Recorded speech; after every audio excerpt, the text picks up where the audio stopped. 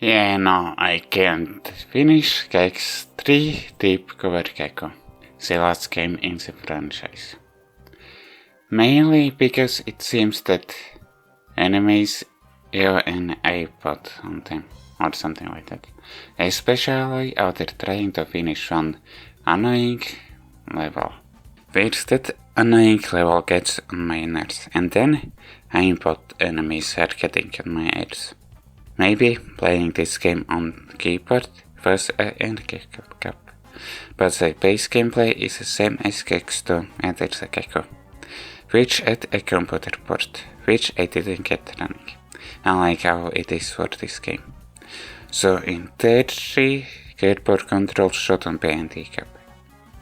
And I wanted to play this game with a controller, but which suddenly stopped working. It worked fine, then because I stopped playing the game, I unplugged it from the laptop, and when I wanted to play the game again, I plugged it back into the laptop, and it just didn't work anymore. Controller just stopped working without any prior warning. Like it is the second or maybe third time it happened. Like why this controller stopped working without any prior warning. Then again I have non-analog stick controller, which should be working, but I didn't see the point of using it. Anyways, about this game. Gex 3 Deep Cover Gecko was developed by Crystal Dynamics, of course, and published by Eidos Interactive, which I assume publishes a PlayStation port, and was published also by Grave Entertainment for Nintendo 64. And of course there's a Game Boy Color version of this game, for which I don't know if I'll make separate video on it. Before playing this game, I couldn't find it, nor when I was in the middle of writing the script, at least from trustable as I can be sources.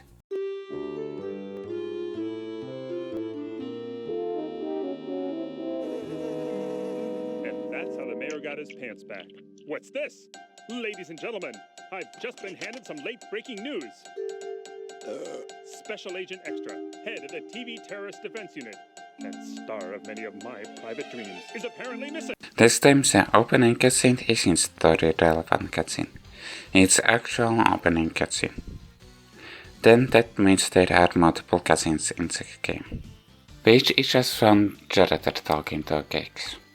Premise is that Gex is watching news where it is announced that Special Agent Extra with X or with Cruz, I don't know how to pronounce it, went missing. And yeah, she is she. An actual owner in the game, not like rented it in the game, but yeah, I don't know how to explain it, but you already seen what I'm trying to explain. Or at least it was the case when I was reading the script. Like she still a real woman in this game, I guess. Or something like actress playing character. Oh, okay, I don't know how to explain the actual word. Then never mind about this. We'll see if I'll tell this or not. Anyways, back to the premise.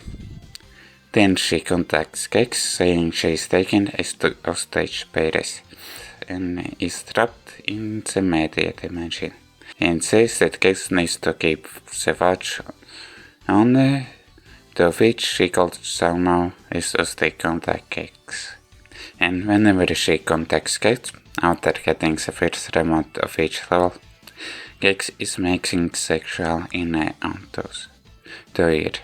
So the game is in-game friendly. Alright, it's rated T for teens. Then it's understandable why there are innuendos. So cutscenes are mostly just a face of Extra. The story dialogue is basically nothing.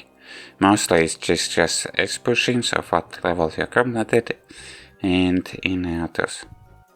Or innuendos, I meant. or maybe add or in autos.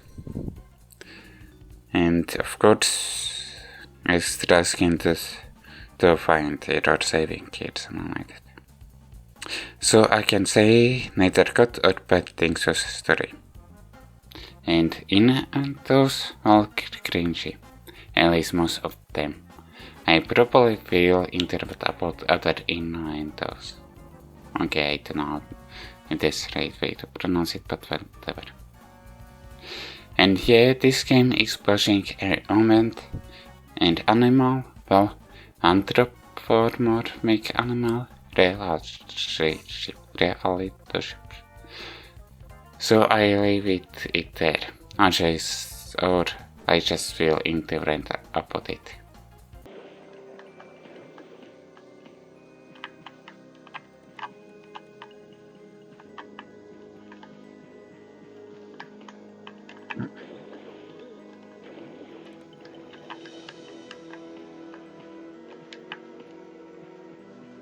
Frisk crouched whilst running to perform a deadly karate kick.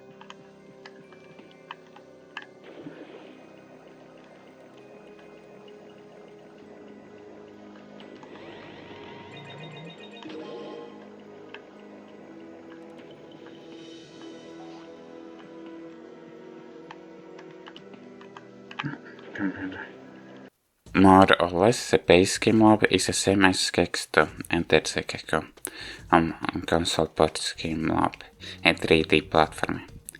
Like it is a upfold or up level sub-dimension, where you select levels to play, which you need to find in the upfold.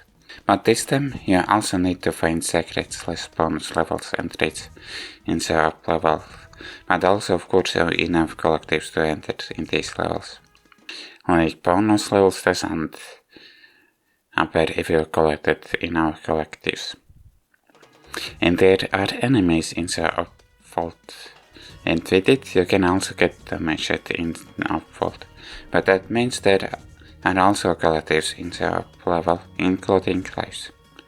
So you could farm lives by collecting a life firefly, then saving the game, then going to the main menu and then reloading the save file, and again go and collect the life firefly in the same spot, because most of collectives respawn when the game reloads.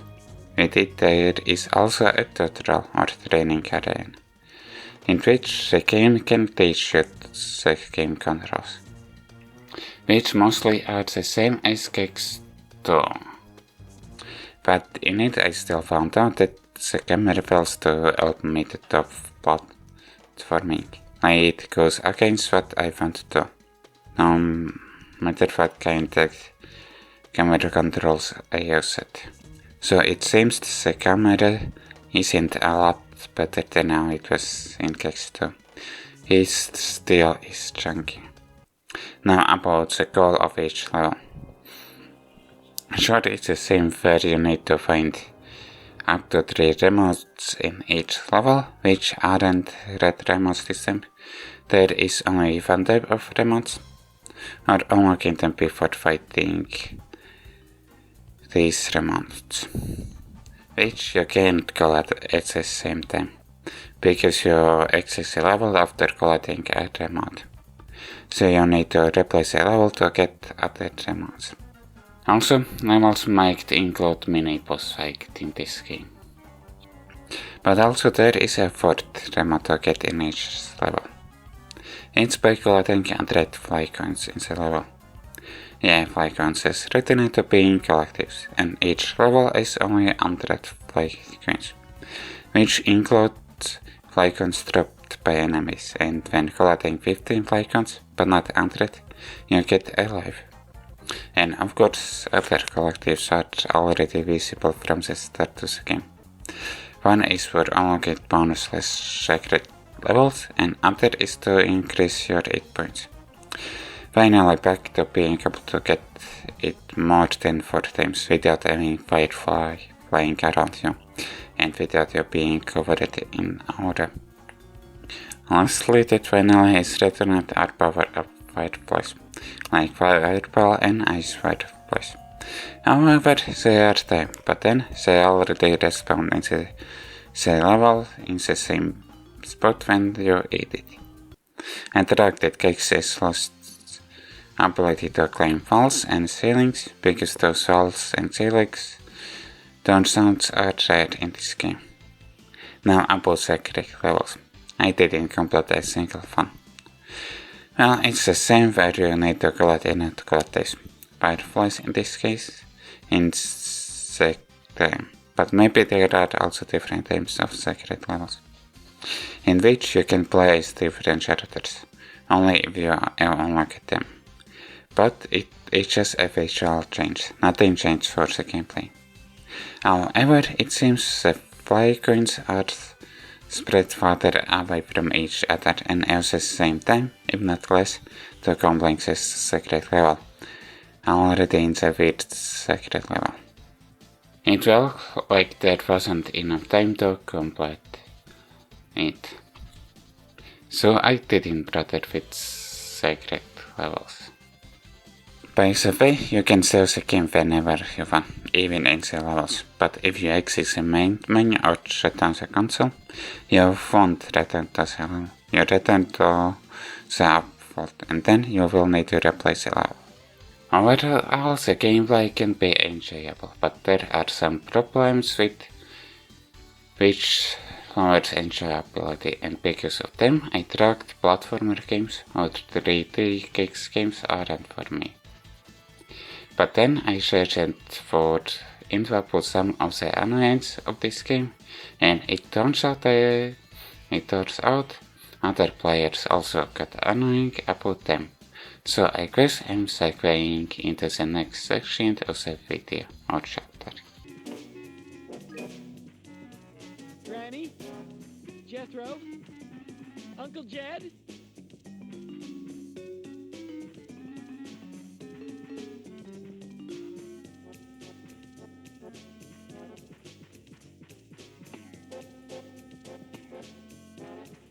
Where is Alicia Silverstone when you need a real clue?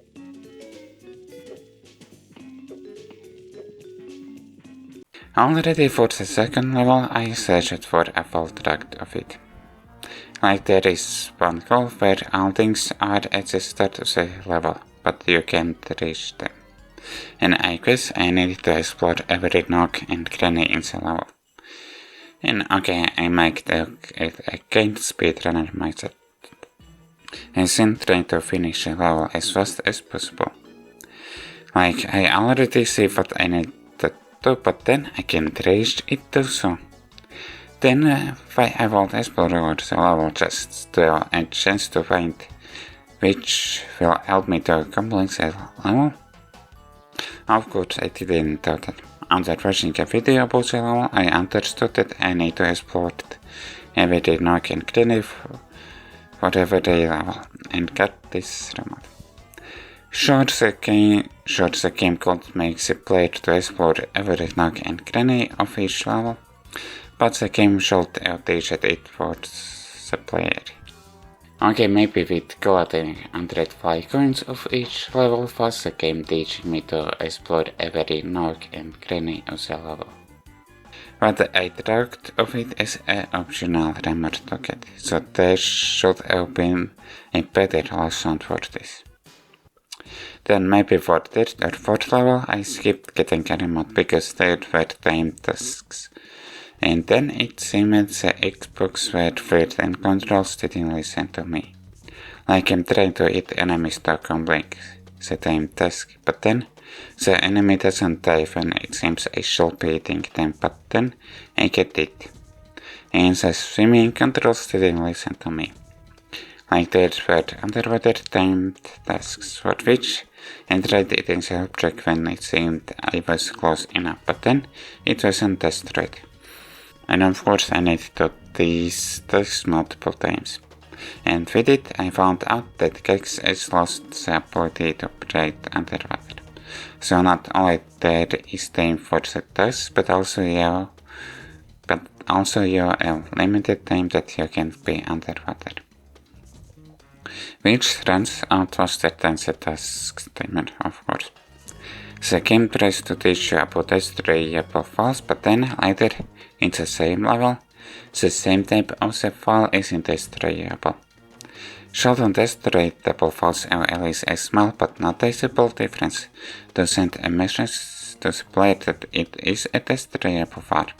Of course, you still can lose the progress of the level because checkpoints still are there. Maybe there are a little bit more checkpoints, but still they are there.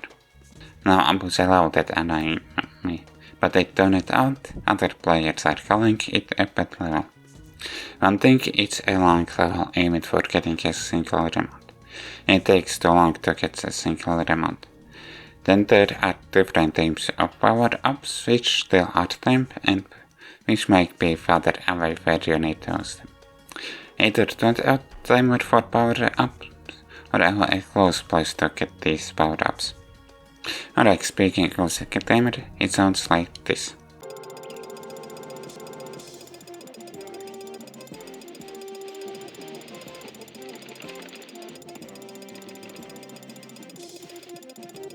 The clicking sound, or whatever sound it is, it's more than once per second. Focus ID was to have sound effect like that. Clicking sound effect like that. And the level layout is stupid. It was difficult to figure out where to go, and even using emulator save states didn't help me to complete the level. Like the level layout is confusing in some parts, and it's hard to notice where you need to go. It's also the level which tries to scare you that you might have soft located it. Because you can push a thing off the platform and maybe into the void. So if all of the game wasn't a rage game, then at least this level is a rage level. Before rage games became a good thing. Then I skip the level by getting enough remotes from collecting and red fly coins from some of the previous levels. Under this level there is a level... Okay, I am stuttering.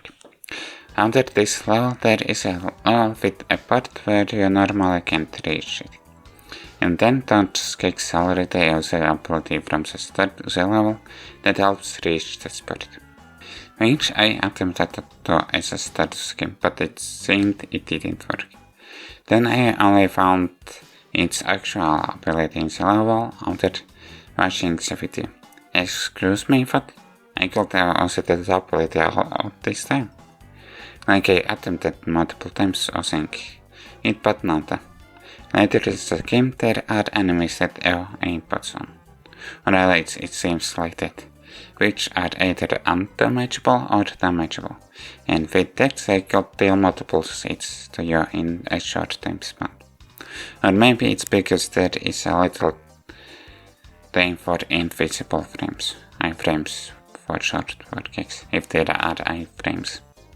I still encountered some glitches which make the open just visual glitches. So in theory it can be an enjoyable game, and maybe in some parts I had fun with this game. But then, the annoying things the game makes lower the enjoyability of the game. I guess if you can put annoying stuff behind your back, then you can have fun with this game. Wait, frozen that there. And thankfully it still means that there might be platform games other than Sonic the Hedgehog or any speed platform like Sonic that I can enjoy, and of course that are also that I won't enjoy, which applies for both 2D and 3D platforms. I'll see if I'll be able to make a video on Game Boy Color version of this game, like fighting the game itself in the first place. And maybe if I get this franchise remastered, which includes all games except GPS, Game Boy Color versions, then maybe I'll get to enjoy these games. I hope you enjoyed this video, and if you did, like the video, subscribe and comment. See you next time.